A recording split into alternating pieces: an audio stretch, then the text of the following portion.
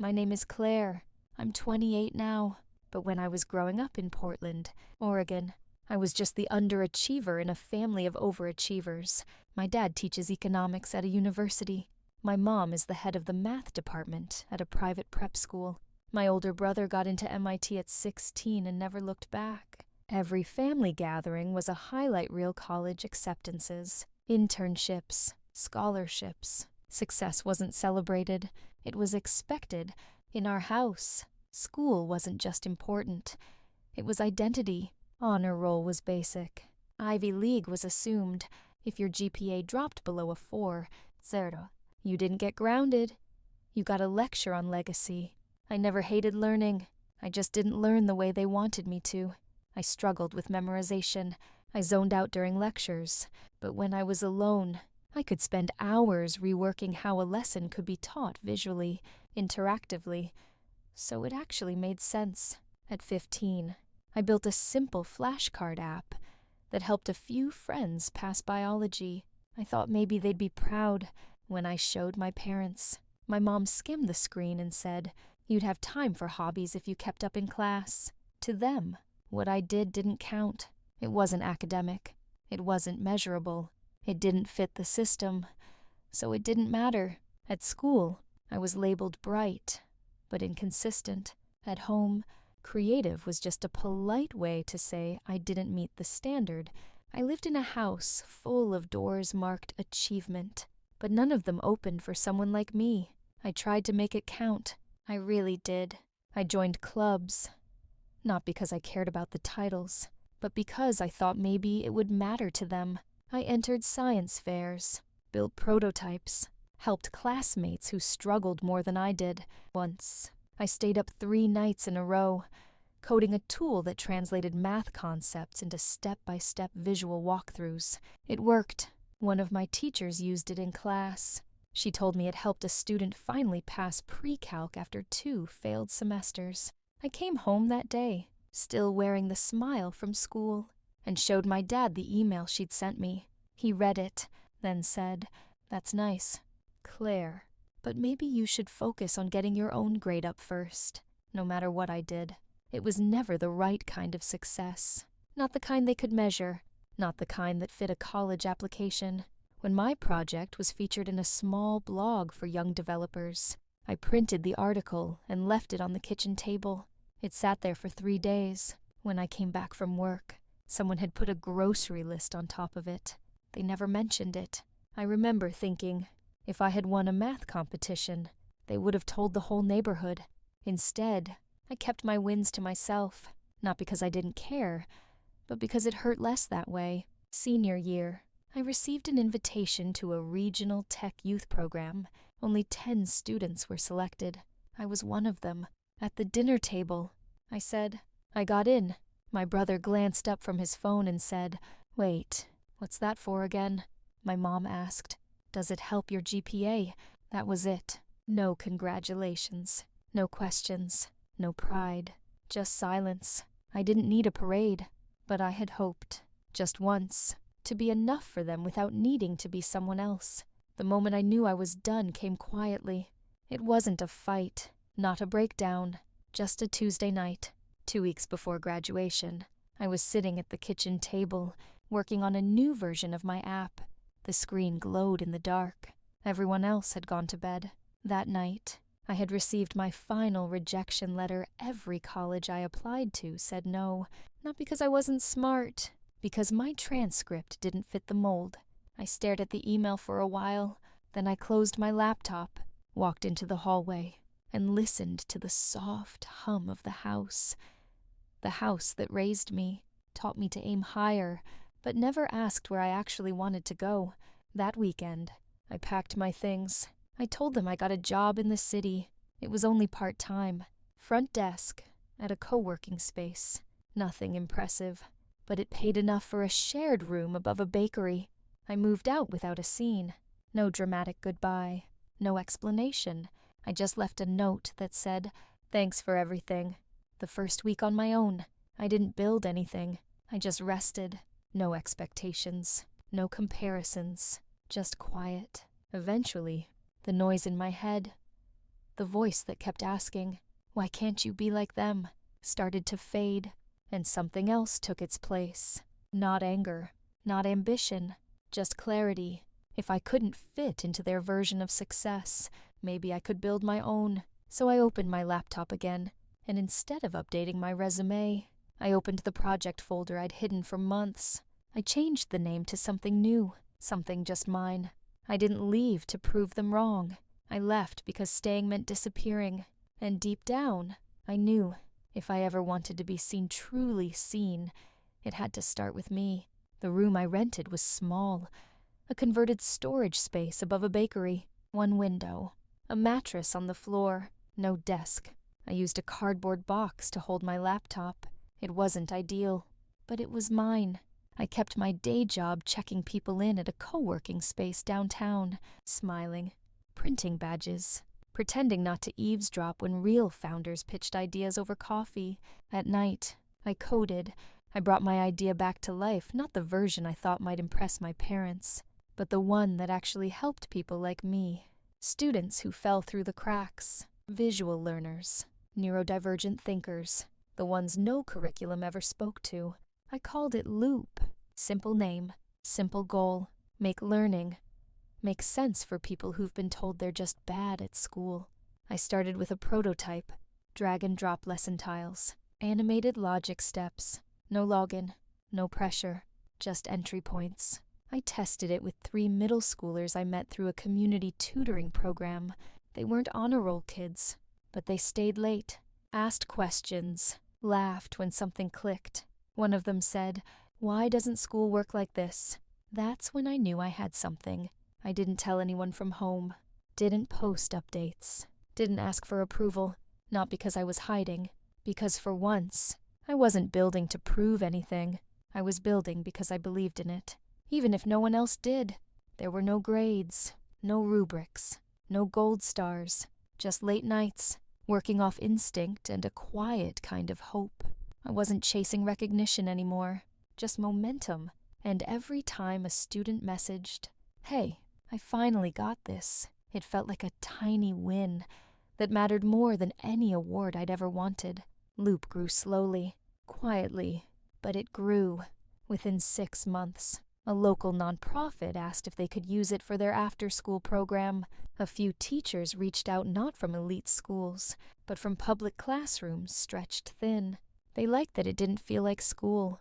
Their students actually used it. I added features, hired a freelancer for design polish, applied for a small grant, got it. It wasn't headline making, but I was covering rent from something I made, and more importantly, I was helping kids like me feel less broken by the system. Still, at home, I was invisible.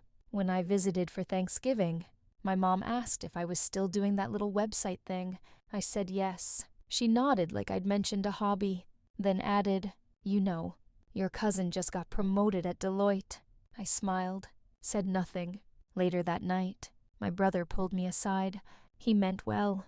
He said, "Claire, I know you're creative, but you should think about something more stable, just until things click." I wanted to tell him that I had 30 schools using Loop, that I'd just onboarded 2 districts, that students were emailing me about passing classes they thought they'd fail, but I didn't, because I knew they wouldn't hear it. Not really. To them, success still looked like offices and resumes and LinkedIn announcements. Mine didn't fit. At one point, my aunt offered to help. She knew someone hiring for admin work. "Just to get your foot in the door," she said, smiling. I nodded politely, took the card, but inside, it stung, not because I needed their validation, but because even when I had built something real, I was still the girl they thought needed saving. I wasn't struggling. I was building, and they couldn't tell the difference. The real shift came quietly, like most things in my life. One Monday morning, I opened my inbox and saw a message with the subject line, "District Pilot Inquiry, Bayview Unified." At first, I thought it was spam, but it wasn't. A curriculum director had heard about Loop through a teacher training forum. She asked if I'd be open to a 3-month district-wide pilot 12 schools, being 800 students. I reread the email 3 times. I said yes. That pilot turned into a semester, then into a renewal contract, then into a meeting with a venture partner who'd been quietly following Loop's growth for months. They didn't care that I didn't have a co-founder or an MBA. They cared that students stayed on the platform longer than any other tool they'd tested. 3 weeks later, they offered me pre-seed funding enough to hire a real team, scale nationally, and finally stop working the front desk job I'd kept for 2 years too long. I should have told someone, posted something, called my parents. I didn't. I wasn't hiding. I just wasn't ready to let the outside world in. Not yet. This thing I built, it didn't come from textbooks or lectures. It came from failure, from being ignored, from needing to find another way. It was mine, and I didn't want to let anyone distort that. Not with pride, not with pity. Success used to feel like a finish line. Now, it felt like protection, like finally having something I didn't need to explain. I rented a small office, painted the walls myself. I hired 2 people, 1 engineer, 1 learning designer. We made coffee in a drip pot that leaked, but we were building something that worked, and that mattered. Still, I didn't update my LinkedIn, didn't send a group text, didn't tell my mom, because for the first time, I had something they couldn't measure, and that made it even more real. The invitation came in a cream-colored envelope, hand-addressed. I almost threw it out, thinking it was a wedding. Inside was a folded letter on school letterhead, Bay Ridge Academy. Alumni and Innovation Weekend, honoring former students who are shaping the future of education. I stared at the sender's name, Dr. Evelyn Marks, academic chair, my mother. I read it twice before I realized she wasn't just attending the event. She was organizing it. There, in the middle of the program schedule, keynote speaker, Claire Winters. Founder, Loop Learning. I didn't submit anything. Someone else must have recommended me. A former teacher, one of the districts. I almost said no. For years, I had built everything away from that world. Away from the silence, the dismissals, the constant measuring. And now they wanted to showcase me. Not for a grade, not to fix me, but because I had built something they could no longer ignore. I paced my tiny office for an hour, turning the envelope over in my hands. Part of me wanted to decline, stay safe, stay small. But another part, the girl who used to write code on the floor of a room she didn't tell anyone about, she wanted to be there. Not for them, for her. So I emailed back, confirmed. Then I closed my laptop and sat still for a long time. The event was 3 weeks away, held at the school I once left, with a failing transcript and a whispered label. Bright, but not college-ready. Now I'd be returning, not as a cautionary tale, but as the main event. 2 worlds, 1 stage, and no more hiding. The auditorium looked smaller than I remembered, less intimidating, less perfect. Rows of navy chairs, polished hardwood floors, stage lights too bright for the early afternoon. The banner read, Bay Ridge Innovators, honoring legacy and progress. I stood backstage, holding my notes. Not that I planned to use them. I wasn't there to perform. My mother was seated in the 2nd row, clipboard in hand, flanked by 2 faculty members. She hadn't acknowledged me yet. The host walked up to the mic. Our next speaker is a Bay Ridge alum, a developer, designer, and founder of one of the fastest-growing education platforms in the country. Please, welcome, Claire Winters. I stepped onto the stage. There was a short pause. Not polite silence, but recognition trying to catch up to memory. A few heads turned. My mother looked up. Our eyes met. She blinked once, then again. No smile, no shock. Just a long, searching stillness like she was trying to remember where. Exactly. She had missed this. I didn't wave. I didn't nod. I walked to the podium and adjusted the mic. Hi, I'm Claire. I used to sit in the back of this room, trying to look invisible. Today, I'm here to talk about how invisible kids learn, and why they shouldn't have to. No theatrics, no clever lines, Just the story. I told them about the app, the pilot program, the students who finally said, "I get it now," after years of struggling. I didn't name-drop partners or funding rounds. I didn't mention the nights I cried over rejection letters, but I let the weight of it sit in the pauses, and I saw people shift in their seats, the kind of quiet that means they're listening for real. I didn't speak to impress them. I spoke because someone like me had never stood on that stage before, and I wasn't there for applause. I was there. So the next version of me, the next not good enough girl in the back row, might hear something different this time. When I finished, I stepped away from the mic. No bow, no cue for clapping, but they clapped anyway. Even my mother, after the talk. People lined up to shake my hand. Some were strangers, teachers, students, curious parents. Others weren't. I saw an old counselor who once told me to adjust my expectations. She smiled like we were old friends. "We always knew you had something special." I nodded, politely. Then came my mother. She didn't rush toward me. She waited, hands clasped, posture composed, like she was unsure which version of herself to bring.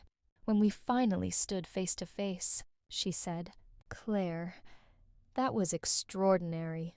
I gave a small smile. Soft, guarded. She continued, "You know, maybe we were too focused on the traditional path, but I always believed in your potential." I paused.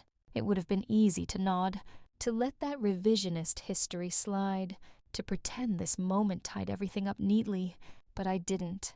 I looked her in the eye and said, "You believed in your version of who I could be. This version, I had to believe in her myself." She didn't answer right away. Behind her, I heard my aunt's voice. "Well, we must have done something right. Look how far you've come." That made me smile. For real. This time, not out of pride, but clarity. You did your best. But I didn't succeed because of the pressure. I succeeded when I let go of needing your approval. They meant no harm. They wanted to feel like they had a part in it, in me. It's easier to rewrite the past than to sit with the parts you got wrong. So I let them say what they needed to say. But I didn't let it rewrite the truth. Because the truth is, I didn't grow because they pushed me. I grew because I stopped letting them pull me back. Later that evening, the crowd thinned out. The stage was empty. The lights dimmed. I found a quiet bench near the school's old library, the place I used to sneak away to just to breathe. My mom found me there. She sat down beside me, carefully, like she was entering someone else's house. For a while, neither of us spoke, just the sound of wind moving through the courtyard trees. Then she said, "I didn't know you felt so unseen." I didn't answer right away, because it wasn't just about feeling unseen. It was about being measured by tools that were never built for me. She looked at her hands. "We thought we were doing what was best, pushing you, setting high standards." I nodded. "I know, but love isn't supposed to feel like a measuring stick." She glanced at me. "So what does it look like now, for us?" I let the questions sit between us. Then I said, "I'm not asking you to be proud of what I do. I just need you to stop trying to define it." She nodded slowly. "I can try." I believed her, not because she said it perfectly, but because for once, she didn't follow it with advice or a correction, just silence and space. That was new. We talked for a while longer. Nothing deep, just updates. She asked about my office. I told her the coffee pot still leaks. We laughed, not loudly, but enough. Reconciliation isn't always a moment. Sometimes it's a shift in posture from fixing to listening. As we stood to leave, she reached out and gently touched my shoulder. "Claire, you've built something real. This time, I let it land. Yes, I have." A week after the event, I was back at the office. Same chipped coffee mug, same too loud heater, but something had shifted. I wasn't holding my breath anymore. I used to think healing would come with applause, that if I could just prove them wrong loud enough, something inside me would settle. But it didn't happen like that. The real change came after the noise faded, in the quiet moments where I finally stopped needing to be explained. I hired 2 interns last month. Both of them had dropped out of college. Both of them had been told they weren't cut out for learning. They remind me of myself, but less afraid to ask questions. That alone feels like progress. Sometimes we stay late, brainstorming ways to make loot more accessible. Sometimes we just sit and talk about imposter syndrome, about messy starts, about how nobody really has it figured out. I don't see myself as a founder most days. I see myself as a translator, taking a world that once spoke over me and rewriting it in a language others like me can understand. I visit schools now, not to show off, but to sit with the kids in the back row, the ones doodling, zoning out, misunderstood. I tell them the truth. You're not broken. The system just wasn't designed with you in mind. Some of them smile. Some don't believe me. That's okay. I didn't believe it either, for a long time.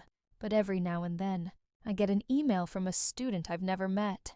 It usually starts with something like, "I thought I was the only one," or "I didn't think someone like me could ever build anything." And I write back, "You already are.